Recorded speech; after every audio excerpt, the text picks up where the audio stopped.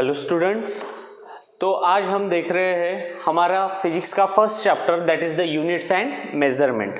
अब units and measurement basically हमें कहाँ से स्टार्ट होता है, तो हमें पता है कि first definition what is mean bye physics. तो हमने बोला था कि फिजिक्स में क्या रहता है, it is a branch of a science जिसमें हम जो कोई भी नेचर में जो कुछ भी फिनोमिना होता है उसे हम स्टडी करते हैं, तो that is called as a physics. अब फिजिक्स का जो पहला यूनिट था that is the units and measurement.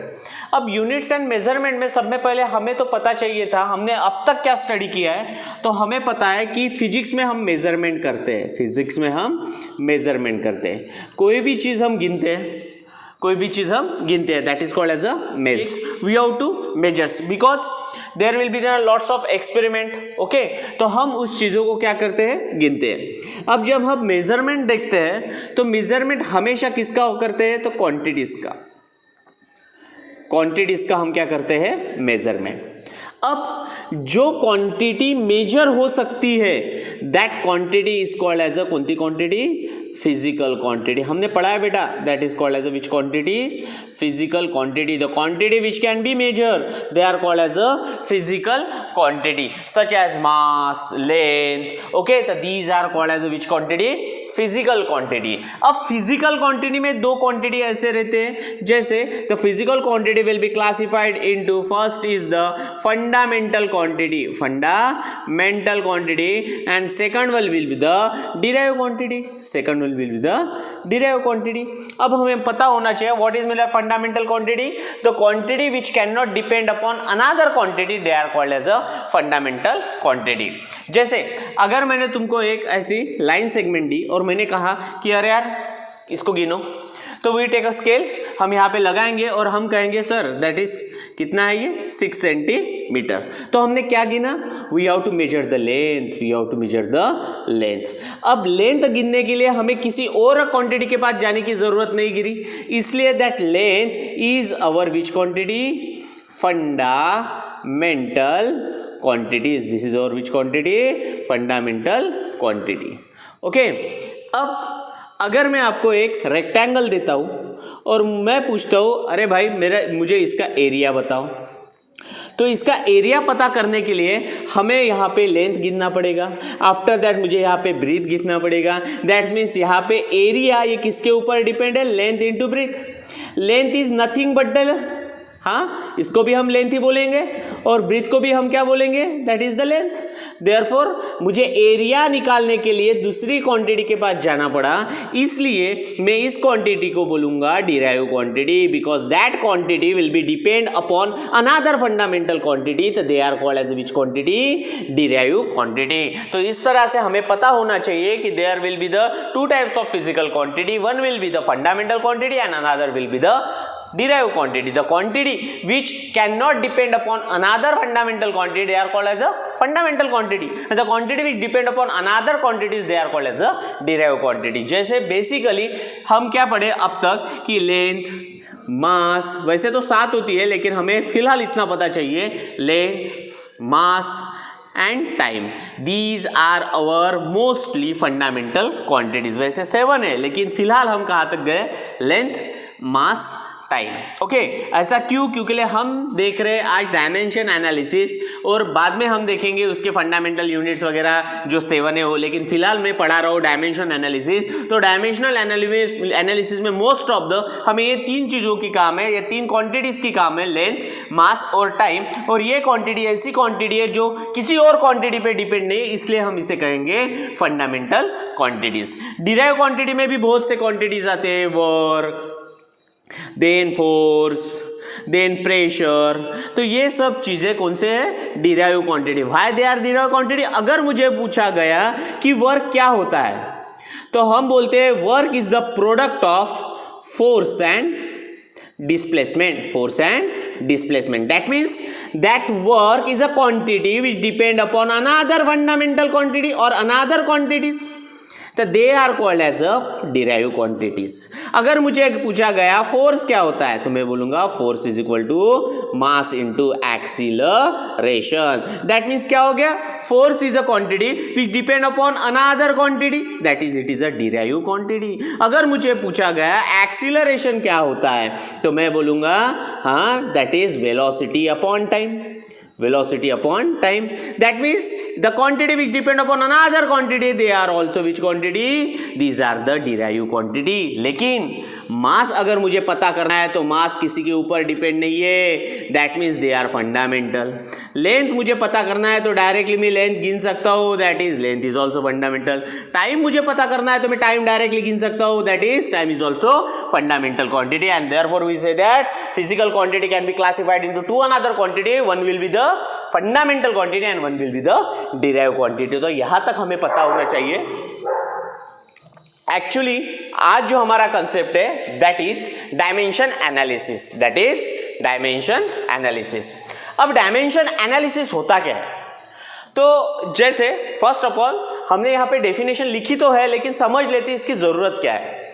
तो क्या होता है, जैसे कभी मुझे पूछा गया कि मैंने वर्क किया, ओके मैंने किया वर्क, लेकिन वर्क का जो यूनिट है बेटा वो वर्क का यूनिट आता है जूल, वर्क का यूनिट होता है जूल। अगर मुझे कहा गया कि अरे यार मैंने 100 जूल वर्क किया तो we are not familiar with the joule. हमें तीन ही चीजें पता है। अगर मैंने बोला मेरे पास 100 kg मास है, यस मुझे पता होता है, मैं बोलूंगा यार बहुत बड़ा मास है, मैं अकेला नहीं उठा सकता, क्योंकि तुम्हें पता है 100 kg का मतलब क्या होता है। तुम्हें पता है कि अगर मैं बोलूंगा कि 100 किलोमीटर है तो दैट इज द लेंथ, ये भी तुम्हें पता है, अरे यार बहुत ज्यादा हो गया ये। मैंने बोला अरे यार 5 hours that is the time, ये भी तुम्हें पता है। We are familiar to that units and that quantities. लेकिन अगर मैं बोलता हूं मैंने वर्क किया और वर्क कितना है 100 जूल, तो हमें पता नहीं चल पाएगा कि 100 जूल कितना होता है, हमें नहीं पता कि 100 जूल किसे कहते हैं, तो दैट टाइम हमें परेशानी आती है। तो हम क्या करते हैं, बाय यूजिंग डायमेंशन एनालिसिस हम ये पता करते हैं कि ये work is a which quantity, हमें पता है they will be the derive quantity. अब ये वर्क डिराइव क्वांटिटी है, इसके मतलब ये कहीं तो भी किसके ऊपर डिपेंड होंगे, सम फंडामेंटल क्वांटिटी। कोई जो फंडामेंटल क्वांटिटी है उसके ऊपर ये क्या है, वर्क डिपेंड है, because work is a which quantity, derive quantity. And we know that derived quantity is the quantity which depends upon another fundamental quantity, and therefore we say that कि अरे यार वर्क कहीं ना कहीं मास पे या length पे या टाइम पे डिपेंड होगा। तो हमें वो पता देता है, बाय यूजिंग डायमेंशन एनालिसिस हमें पता चलता है कि वर्क में क्या है। चलो एक ट्राई करके देखते हैं। देखो work, what is work, work is equal to, हाँ बोलिए, force into displacement, force into displacement. Okay, अब व्हाट इज फोर्स, फोर्स भी हमें पता है, mass into acceleration, mass into acceleration into क्या हो गया बेटा, डिस्प्लेसमेंट, इंटू क्या हो गया, डिस्प्लेसमेंट।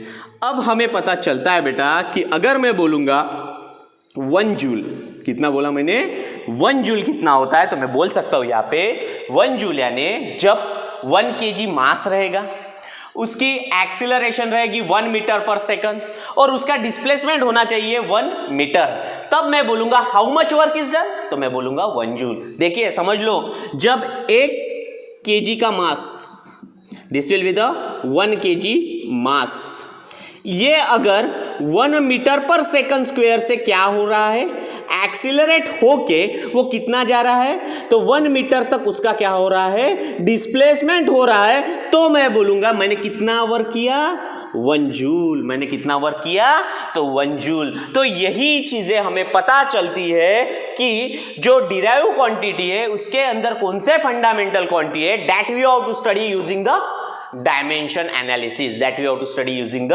Dimension analysis. देखिए जैसे मैंने 1 जूल बोला, मुझे पता नहीं 1 जूल में क्या आता है, लेकिन जब मैंने उसके अंदर उसके कौन से यूनिट देखे, फंडामेंटल्स यूनिट देखे, तो मुझे पता चल गया कि 1 जूल क्या होता है। तो ये जूल डिपेंड करता है किसके ऊपर, मास के ऊपर, उसके एक्सेलरेशन के ऊपर और उसके डिस्प्लेसमेंट के ऊपर। ये तीनों चीजों के ऊपर हमारा क्या डिपेंड रहता है, वर्क डिपेंड रहता है। और ये प्रैक्टिकली है बेटा। अगर देखो, अगर कोई ऑब्जेक्ट का मास बढ़ रहा है तो ऑब्वियसली अगर मुझे उसे वर्क डन कहीं ले जाना है यानी वर्क डन करना है तो ऑब्वियसली मेरा वर्क डन ज्यादा होगा।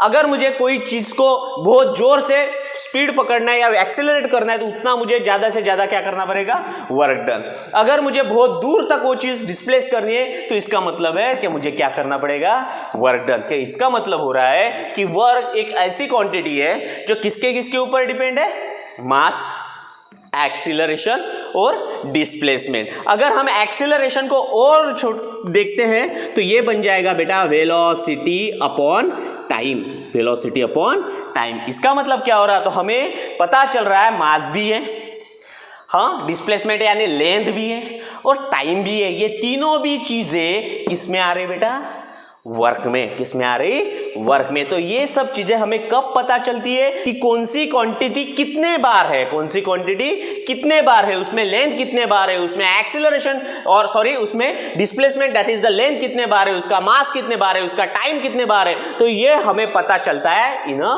Dimension analysis. एनालिसिस का मतलब वही होता है बेटा, हमें पता करना है कि डिराइव क्वांटिटी में कौन सी फंडामेंटल क्वांटिटी कितने कितने पावर्स में आती है, वो हमें पता चलता है using dimension analysis, using dimension analysis. तो होता क्या है बेटा, देखो सब में पहले व्हाट इज डायमेंशन हम पता करते हैं डेफिनेशन से। डायमेंशन ऑफ डिराइव क्वांटिटी हमेशा याद रखो बेटा, बेसिकली फंडामेंटल की भी निकाल सकते हैं लेकिन हम यूज करते हैं किसके लिए, डिराइव क्वांटिटी के लिए, डिराइव यूनिट्स के लिए। डिराइव यूनिट्स किसके होते हैं बेटा, जैसे फंडामेंटल क्वांटिटी के फंडामेंटल यूनिट्स होते हैं जैसे वैसे ही डिराइव यूनिट के डिराइव क्वांटिटी के डिराइव यूनिट्स होते हैं।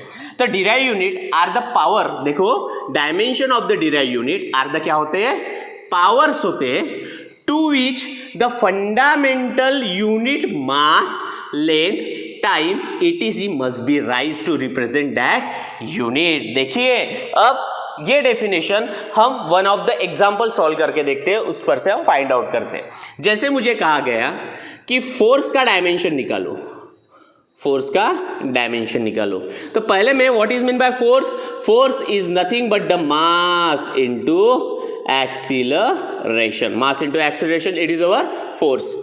अब बोलो मुझे इसका यूनिट क्या बनेगा, देखिए this is KG, mass is kg and acceleration is nothing but metre per second square, metre per second square. इसे हम ऐसे लिख सकते हैं बेटा kg मीटर, ये +2 ऊपर आ गया तो बेटा क्या आ जाएगा -2। इसे हाँ न्यूटन, इसे हम क्या कहते हैं, न्यूटन, इसे हम कहते हैं न्यूटन।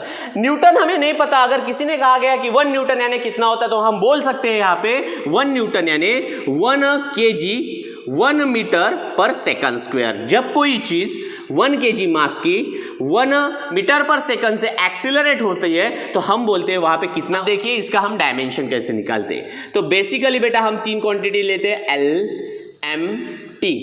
कोई टेक्स्ट बुक में पहले यम लिया है, बाद में यल लिया है, बाद में टी है, तो कोई प्रॉब्लम नहीं बेटा, तुमको जो अच्छा लगता है या फिर यम लो या फिर यल लो, लेकिन तीनों लेना है L M T। What is L? L is represented the quantity of length. What is M?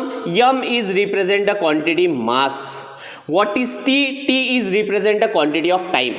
That is the length, mass, time. अब देखिए बराबर बेटा, kg, kg किसका यूनिट है हमें पता है, मास, मास का यूनिट क्या है kg। कितने बार आया बेटा, एक बार, यहाँ पे कोई नहीं यानी एक, तो मैं मास के ऊपर लिखूंगा 1। अब देखो बेटा मीटर, यहाँ पे कितने बार आया, ऊपर कोई नहीं यानी 1, तो मीटर का किसका यूनिट है बेटा, लेंथ, तो लेंथ के ऊपर हो गया 1। अब टाइम देखो बेटा, यहाँ पे यस यानी सेकंड, और सेकंड किसका यूनिट है, तो टाइम क्वांटिटी का, तो टाइम कितने बार आ गया -2, तो देयरफॉर बेटा this is the dimension of force, this is the dimension of force. अब यहाँ पे देखो, यहाँ पे क्या दिख रहा है हमें, तो डेफिनेशन देखते हैं।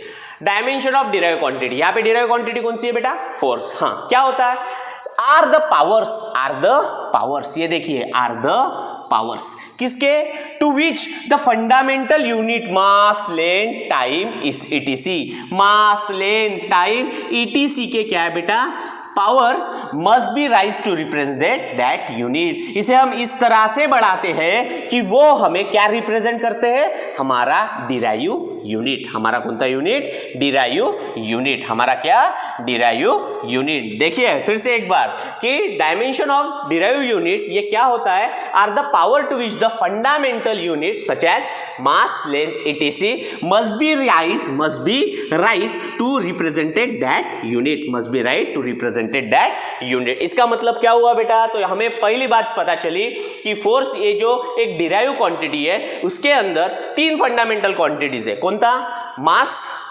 लेंथ और टाइम। वो भी कितने बार, तो मैं बोलूंगा वह एक बार लेंथ, एक बार मास और -2 टाइम्स क्या है बेटा, टाइम। -2 टाइम्स क्या है, टाइम। तो हमें पता चला बेटा कि फोर्स एक डिराइव यूनिट है और उस डिराइव यूनिट में कौन से फंडामेंटल क्वांटिटी कितने कितने बार आई है। तो ये हमें कौन बताता है, हमारा डायमेंशन एनालिसिस। हमारा कौन, डायमेंशन एनालिसिस। तो देखिए बेटा नेक्स्ट एग्जांपल देखते हैं और एक, हाँ कौन सा भी लीजिए, जैसे फॉर एग्जांपल डेंसिटी लेते हैं अपन। डेंसिटी, व्हाट इज डेंसिटी, बोलिए।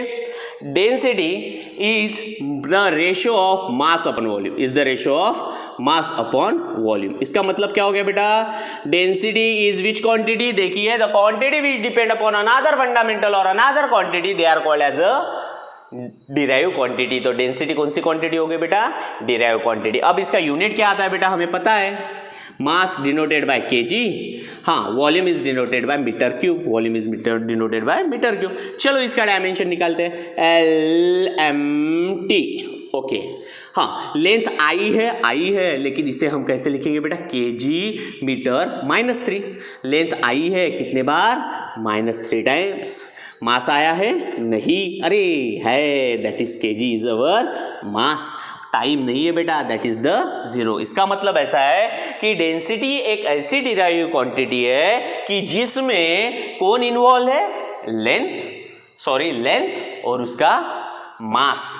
उससे टाइम का कोई लेना देना नहीं। डेंसिटी ये किसके ऊपर डिपेंड है, कौन से फंडामेंटल क्वांटिटी पे, तो एक है हमारा लेंथ और दूसरा है मास। डेंसिटी को टाइम से कोई लेना देना नहीं है। सेकंड थिंग बेटा, कोई भी लीजिए, जैसे हम बोल सकते हैं प्रेशर निकाल लेते हैं। What is pressure, pressure is equal to force upon area, pressure is equal to force upon area. Okay, अब फोर्स क्या होता है हमें पता है, देखिए इसके ऊपर सॉल्व करते हैं। मास इंटू एक्सीलरेशन अपॉन कौन आ गया हमारा, एरिया, अपॉन कौन आ गया, एरिया। मास का यूनिट क्या है, केजी, हाँ acceleration metre per second square, हाँ एरिया इंटू मीटर का स्क्वायर। ओके, एक्चुअली इसे हम कहते हैं पास्कल, इसे क्या कहते हैं, pascal. The unit of pressure is, बेटा हम देख रहे हैं डायमेंशन एनालिसिस की पहली एप्लीकेशन, जिसे कहा गया है to establish the relation between the different physical quantity. जो कोई भी डिफरेंट फिजिकल क्वांटिटी है उसके बीच में हमें रिलेशन इस्टेब्लिश करना है, उसके बीच में हमें क्या करना है, तो रिलेशन इस्टेब्लिश करना है। जैसे कि हम एक ऐसी क्वांटिटीज लेते हैं जिसके रिलेशन हमें पता है। चलो देखिए, तो हमें पता है what is kinetic energy is equal to half mv square. हमें पता है बेटा what is kinetic energy is equal to half mv square. Okay, अब यहाँ पे क्या पता चल रहा है, kinetic energy is what, energy our derive quantity. वो डिराइव क्वांटिटी किसके ऊपर डिपेंड है, अनदर फंडामेंटल क्वांटिटी। तो वो फंडामेंटल क्वांटिटी कौन-सी है, मास और वेलोसिटी। लेकिन उसका रिलेशन क्या है, तो उसे हम इस्टेब्लिश करना है। इस एक तरह से हम बोलेंगे, हम फॉर्मूला डिराइव कर रहे हैं by using the dimension analysis, किसका, काइनेटिक एनर्जी का। देखिए क्वेश्चन किस तरह आ सकता है आपको, that is kinetic energy of a particle is depend upon the mass m and their velocity, then derive the formula for किसके लिए, काइनेटिक एनर्जी, जिसमें k इज अ कांस्टेंट, उसकी वैल्यू दी रहेगी 1/2। तो इस तरह से कोई क्वेश्चन आ सकता है। तो देखिए अब हमें क्या करना है, तो वी हैव टू फाइंड, अब हमें क्या करना है, तो we have to find the formula और we have to derive the formula for कौन, किसके लिए, काइनेटिक एनर्जी। अब देखिए उसके लिए हमें क्या जरूरत है, तो सब में पहले हमें यहाँ पे देखना है कौन सी क्वांटिटी आ रही है। तो पहली quantity is our kinetic energy, second quantity है जो है हमारा मास, थर्ड क्वांटिटी वो है हमारी वेलोसिटी।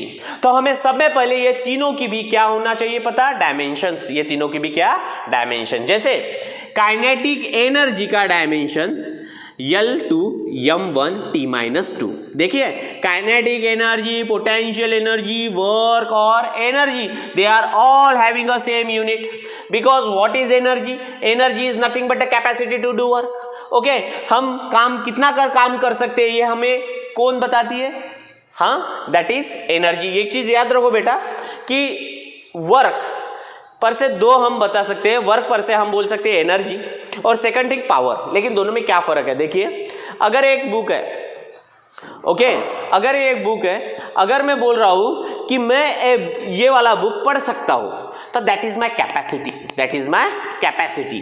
अगर मैं बोल रहा हूं ये बुक मैं पढ़ सकता हूं, तो दैट इज माई कैपेसिटी।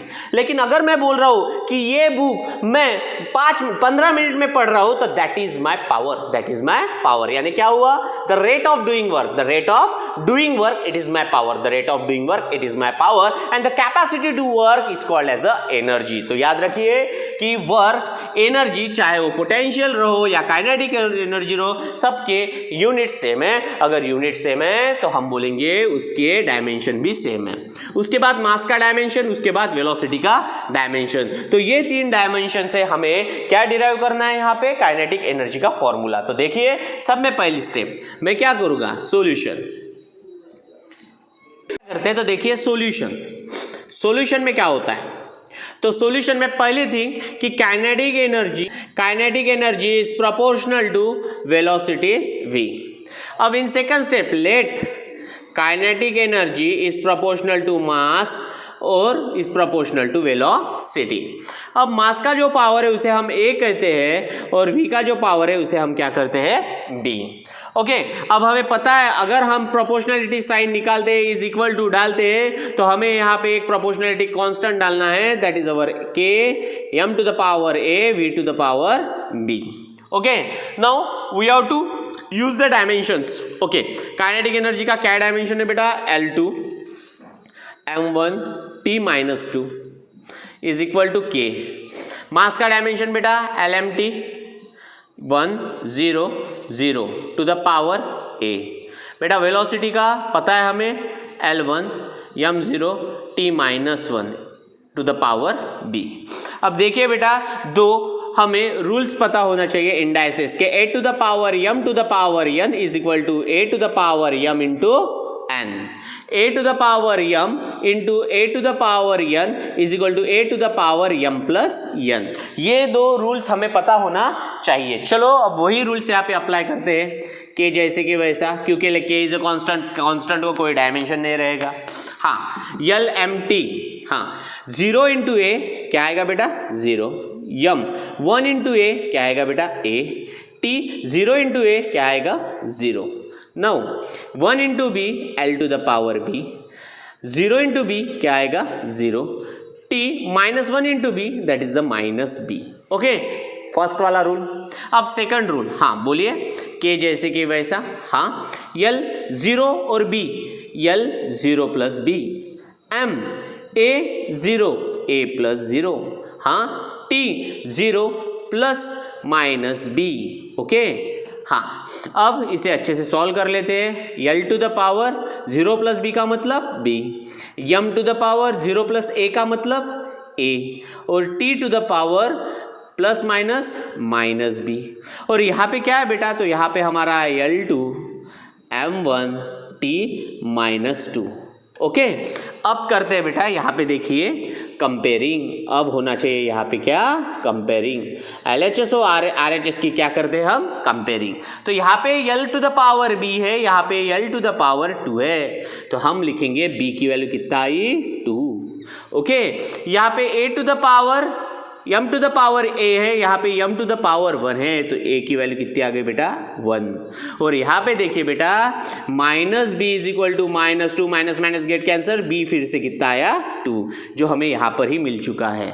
अब क्या करना है, तो सीधी बात है ये जो वैल्यू है इसके ऊपर प्लेस करना है, that is the kinetic energy is equal to K, यानी कितना हो गया बेटा, के इज अवर 1/2, के इज अवर 1/2। और नेक्स्ट थिंग, हाँ, m to the power a, m to the power a, ये कितना है 1, और v to the power b, b कितना निकला 2, हम 1 लिखते नहीं है, और that is the our which formula, kinetic energy, that means energy is a derived quantity and that derived quantities depend upon another quantities, one will be the mass and another will be velocity। अगर कोई भी particle का मास बढ़ रहा है तो उसकी kinetic energy बढ़नी ही बढ़नी है, और अगर उसकी वेलोसिटी भी बढ़ रही है तो उसकी काइनेटिक एनर्जी बढ़ने ही वाली है। तो दैट इज द बेटा क्या है, एप्लीकेशन ऑफ डायमेंशन एनालिसिस। और इस एप्लीकेशन में क्या कहना है, तो वी हैव टू इस्टेब्लिश, हमने इस्टेब्लिश किया है, क्या इस्टेब्लिश किया,